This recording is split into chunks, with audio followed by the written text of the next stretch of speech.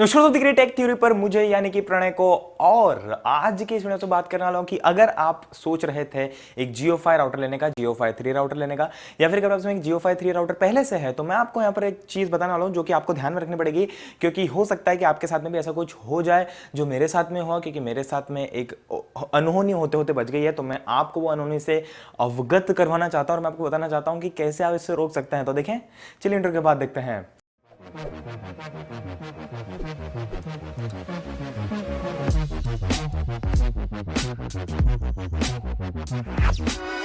सबसे पहले आपको बता देता हूं कि जो जियोफाई राउटर है वो नॉर्मल सा एक जियो का राउटर है, रिलायंस जियो का आपको मिल जाएगा।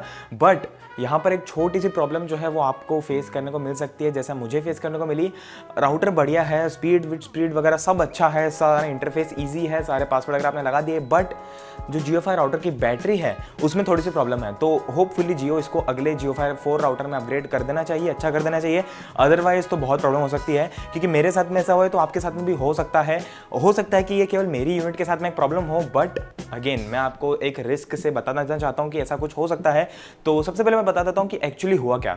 अब हुआ यूं कि मेरा जो, जैसे कि मैंने आपको इस वीडियो में बताया था कि आप WDS के थ्रू अपने DVR को कैसे कनेक्ट कर सकते हैं। अब अगर आपने एक DVR को कनेक्ट करके रखा है जियोफाई राउटर के थ्रू, तो मतलब कि आप उस राउटर को कंटिन्यूसली ऑन रखते हैं 24 आवर्स के लिए, और हमेशा उसको ऑन रखते हैं और बढ़िया चल रहा है, आपको भी कुछ प्रॉब्लम नहीं आ रही है, जियो भी आपका ज़्यादा जो है हीट नहीं हो रहा होगा। बट हुआ ये कि मैंने अपने गार्डन पे उसको रखा हुआ था जियोफाई राउटर को, वहाँ पर मेरे DVR से कैमरे चल रहे थे जो मैं देख रहा था रिमोट के थ्रू, रिमोटली कैमरास देख रहा था। बट हुआ ये कि एक हफ्ते दो तीन हफ्ते हुए अच्छे से चल रहा था, बीच में एक दो बार बंद हो गया था पावर कट के कारण, बैटरी भी खत्म हो गई थी, तो उसको मैंने वापस जाके सेट वगैरह कर दिया वहाँ पर। फिर जब मेरे पापा थोड़े दिनों बाद वहाँ पर गए गार्डन पे और उन्होंने देखा वहाँ पर कि, तो बहुत ही शॉकिंग सी चीज़ थी। मुझे फ़ोन लगा कि उन्होंने इंस्टेंटली बताया कि ऐसा ऐसा हुआ है, और मैं भी शॉक हो गया, क्योंकि मतलब ये एक्सपेक्ट नहीं करा था ना, क्योंकि एक जियो जैसी कंपनी से कोई सी चीज़ आ रही है। हालांकि चीज़ बहुत कमाल की है, मैं बिल्कुल भी ब्लेम नहीं करता हूँ जियो को, हो सकता है थोड़ा बहुत फॉल्ट हो गया। अब भाई सैमसंग गैलेक्सी नोट 7 के साथ में फॉल्ट हो सकता है, तो जियो के साथ तो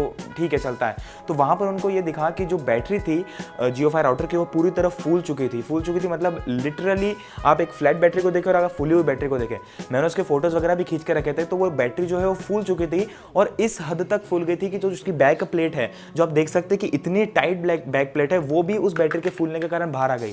मतलब पता नहीं ये कितने दिनों से ऐसा था। मैंने एक्चुअली वो इंटरनेट बंद हो गया था वहाँ पे, तो पापा चेक करने गए थे वहाँ पे कि क्या प्रॉब्लम है, और उन्होंने देखा कि मतलब जो बैटरी वो लिटरली इतनी फूल गई थी कि जो राउटर है उसकी बैक प्लेट पूरी बाहर आ गई थी।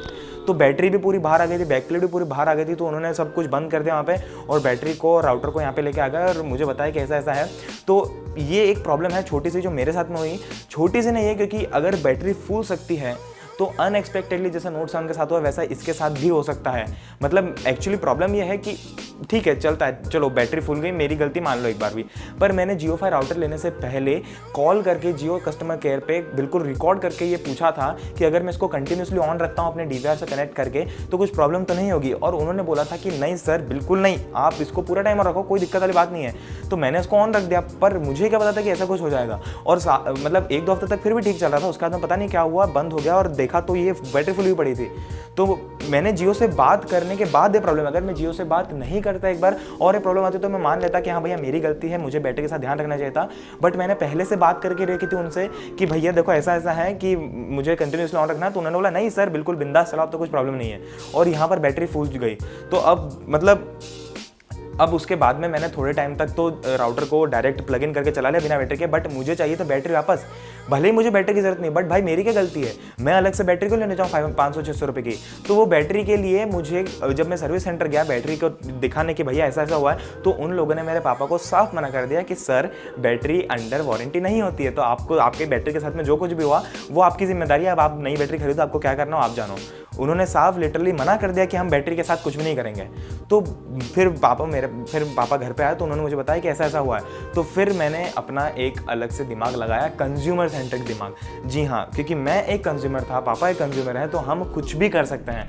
मतलब हमारी गलती तो नहीं है ना उसमें कि बैटरी फुल गई, हमको क्या पता था कि ऐसा होता है। अगर आपको ऐसा होता है तो एक तो प्रॉब्लम यह है कि उन्होंने कहीं वार्निंग या कहीं स्टिकर पे मेंशन भी नहीं किया है, एक भी मैनुअल पे ऐसा मेंशन नहीं कि इसको इतने से इतने घंटे लगाओ। बस वहाँ इतना लिखा है कि इतने घंटे में चार्ज हो जाएगा, इतना घंटा चलेगा। ऐसा नहीं लिखा है कि इतने घंटे तक आपको चार्जिंग से निकालना है और उसके बाद भी ये प्रॉब्लम है, तो उसमें हमारी क्या गलती है? हमको क्या पता कि ऐसा हो सकता है, क्योंकि हम तो फोन को ओवरनाइट चार्जिंग पे लगाते हैं, हमको तो कुछ प्रॉब्लम नहीं आती है, तो इसलिए गलती हमारी भी नहीं थी उसमें। तो इसलिए मैंने जियो कस्टमर केयर को कॉल करा और उसके बाद में क्या हुआ वो मैं आपको अगले वीडियो में बताऊंगा, क्योंकि इस वीडियो में थोड़ा सा सस्पेंस रहने दो।